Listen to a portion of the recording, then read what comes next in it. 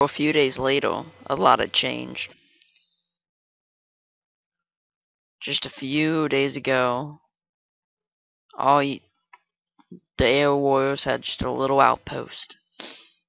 But then they invaded the woodland and used dark magics known as flint and tinder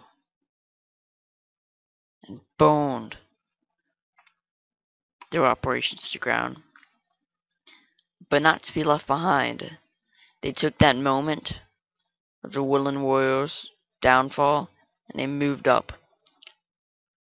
They themselves constructed their own outpost. They used their newfound technology, the art of horseback riding, founded by the woodland creatures, and started their own little base.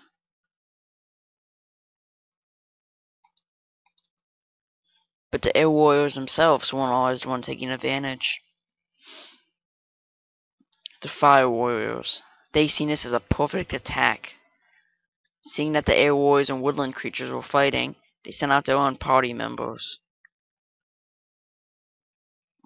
They sent out a huge swarms of fire warriors to devour the land itself in whole.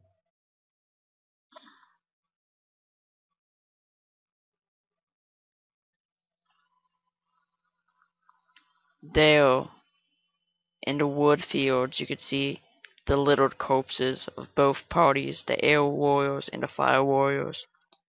The air warriors were stuck between a rock, the woodland rock and the fire rock. But the fire warriors themselves were also using dark magics. They captured a few air warriors and began experimenting new ways to create their own self stronger. They developed a new thing called explosion soldiers. All they had to do was coat their bodies with a substance called sulfur, an explosive material, and on death they would explode. They tested the newfound powers on captive prisoners of war. They were sort of test monkeys. Now word got back to the Air Lord Nimbus. He was not happy at all. He knew how to have a planned attack on the Fire Warriors. So right away they constructed a bridge. This bridge would transport their warriors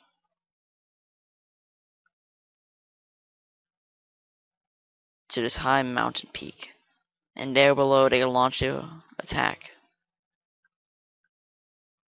Like I said earlier, Lord Nimbus was not happy indeed. "Off with your heads! We must kill all the fire warriors at any cost. Even if they allow dark magic, we will still use it and destroy them all." But then one lonely guardian of the Lord spoke up. "But King, we cannot use the ancient evil. It is harmless against them. They are born into fire." "You have a brilliant idea, but I have an idea." The plan was simple. The air warrior, the air lord Nimbus would send all of his best troops across this bridge. They would stay above the bridge, and then they would jump down using air parachutes and glide safely. They would also use these sort of flying machines to help them get in there safely. But soon enough, one little fire warrior spoke up. "Lord, above us in the air, airships." There he seen the airships.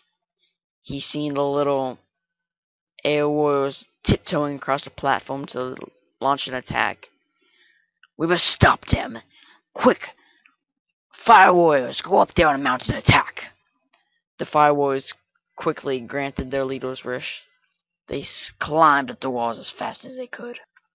"Quickly, climb up the ropes," the Lord Pyroblast said, leader of the fire warriors. Not to disappoint their leader, the fire warriors quickly scaled the wall.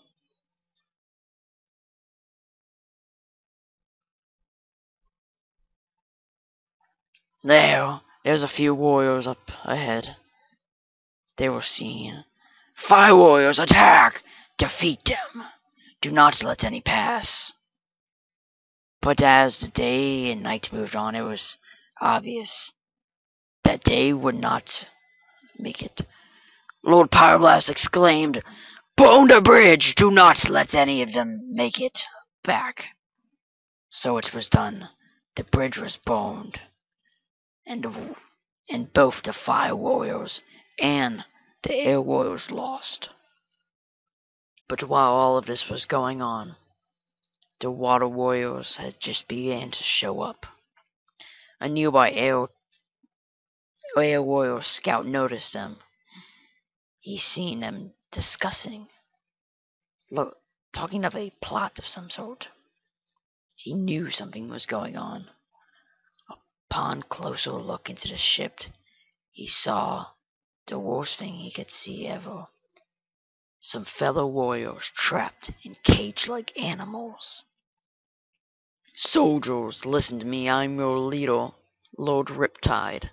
Has the cannon arrived?" One of the nearby soldiers exclaimed, "Yes, sir! The cannon shall be set up, and we shall fire it upon the sand warriors at once." "Very well, soldier. Let us hope none of the others get in our way."